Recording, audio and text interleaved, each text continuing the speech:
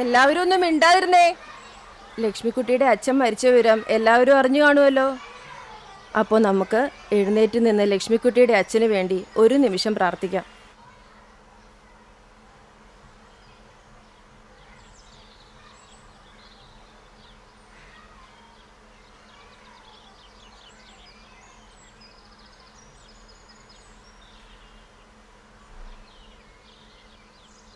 അമ്മയെ സംബന്ധിച്ചിടത്തോളം പ്രധാനം വീട്ടിലെ കുട്ടികൾക്ക് ഭക്ഷണം നേരത്തെ എത്തിച്ചു കൊടുക്കുക എന്നുള്ളതായിരുന്നു. അതിനിടയിൽ 2 ഉറുപ്പികയുടെ പടക്കം വാങ്ങുക എന്ന് പറഞ്ഞാൽ വളരെ പ്രയാസമാണ്. എല്ലാവരും ഒന്ന് ശ്രദ്ധിച്ചേ.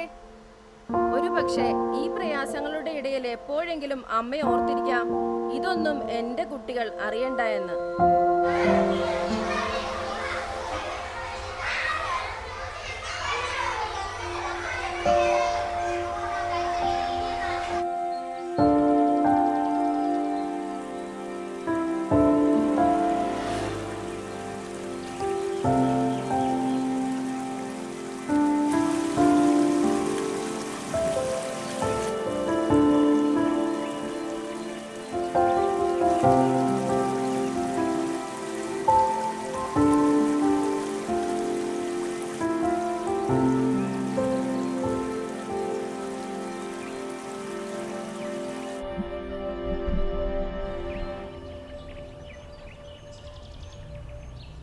അമ്മേ, അമ്മേ, എന്നാടാ? ഞാനിവിടെ കുറച്ച് പണിയിലാ.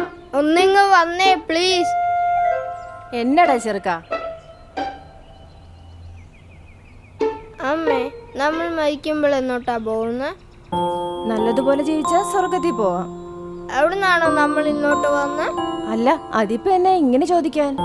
ടീച്ചർ ഇന്ന് ക്ലാസ്സിൽ ഇത് തന്നെ പറഞ്ഞു.